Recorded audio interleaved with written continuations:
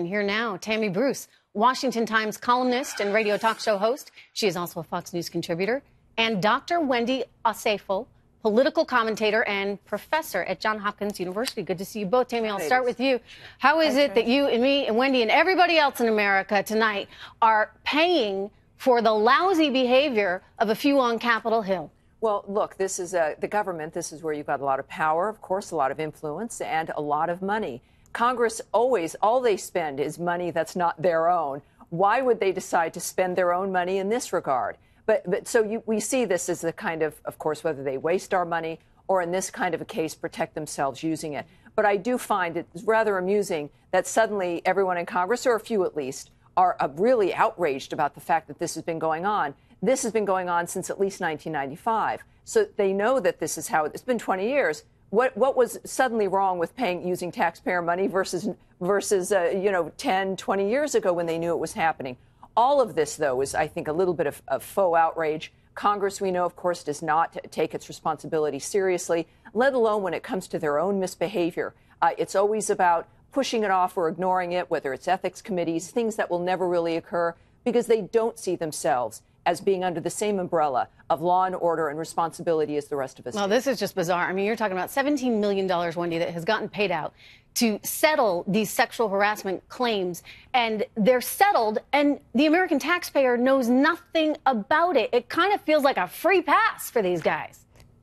Absolutely, it does feel like a free pass. But what we're looking at here is a systemic issue of power and privilege within our society. Whether we're looking at Conyers, we're looking at Franklin, we're looking at Moore or George H.W. Bush. These are men who have been accused of sexual misconduct. But this is what's really important here. The chambers has continued to look at their harassment policy. And we as taxpayers should say we need to put in checks and balances in that harassment policy that speaks to issues like this. Because what can no longer happen is taxpayers can no longer continue to bankroll sexually predatory behavior by officials which we elected. That has to stop today. Well, look, they're talking about putting in classes. It seems to me kind of amazing that anybody needs a class in this stuff, but that's where we are today. And you know what?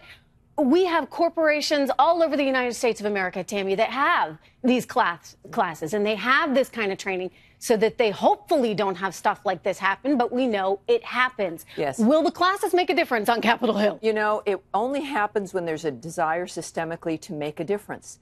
Look, these are the people in Congress, remember, are some of the richest people in America. They've done other kinds of work. $300 million one member is worth. These are not newbies in life. They know what the rules are. Classes don't tell you the difference between right and wrong. You have a sense of integrity and dignity, and you know how to treat women.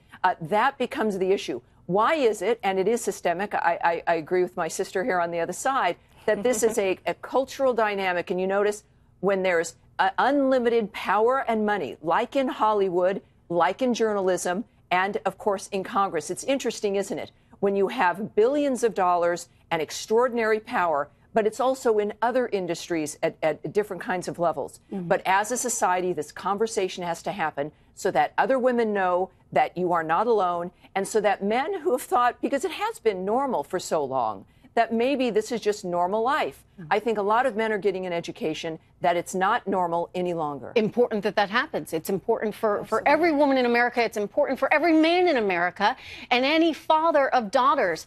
I've got two little girls myself, and I think I want to make sure that they, when they go into the workforce, don't have to experience any of that I keep hearing about. Let me ask you about this one. Al Franken, Wendy, he's not going to resign.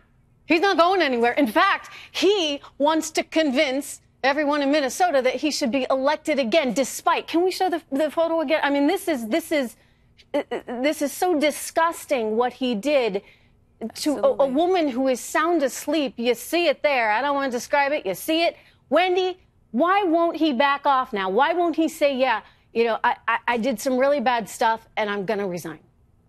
Well, this goes to that behavior again, this sense of entitlement. He's not going to resign, and I actually heard a retort that said, well, if he resigns, then other people who've been accused should resign. It's going back to this, like, elementary school behavior where it's like, no, you do it, no, you do it. And quite frankly, this is a bigger issue. This is about misconduct. This is about women. But let me say something here that's really important. Even though, so far he's had two women who have given back the money that he's helped them raise within their campaign, history has shown us that when men who are in these positions of power do something, it doesn't necessarily tank their career. Bill Clinton had an approval rating between 34 and 62% before his impeachment proceedings. After the hearings, his approval rating went up to 74%. It was a historical high. So, I mean, Al Franken is not just one person who's done this. We've seen this time and time again. But we have to, again, start putting in checks and balances to say that once this behavior is done, you have no option. It's not up to you whether you resign. If I could add to on the Clinton point, is that the fact that he was lauded and embraced after that, and that the media and the Democratic Party raised him up and saying this is no real big deal, it's private behavior. This is the chickens coming home to roost. It sent that message over the last generation that this, if you put out enough messages about the feminist agenda or women's rights, you can then do whatever you want, effectively ruining individual women's lives in the name of the collective. And I think most of us now are rejecting that notion. Yeah, well, it's such a shame. Absolutely. I never understood it at the time. I consider myself a feminist, and I've always been proud of that. Trish. But they have taken that term and they've turned it into something else. And the idea that so-called feminists would come to Bill Clinton's defense and allow that young woman to be tarred and feathered the way she was, that's just wrong. Anyway, good to see you both tonight. Thank you very much. An important discussion indeed. Up next.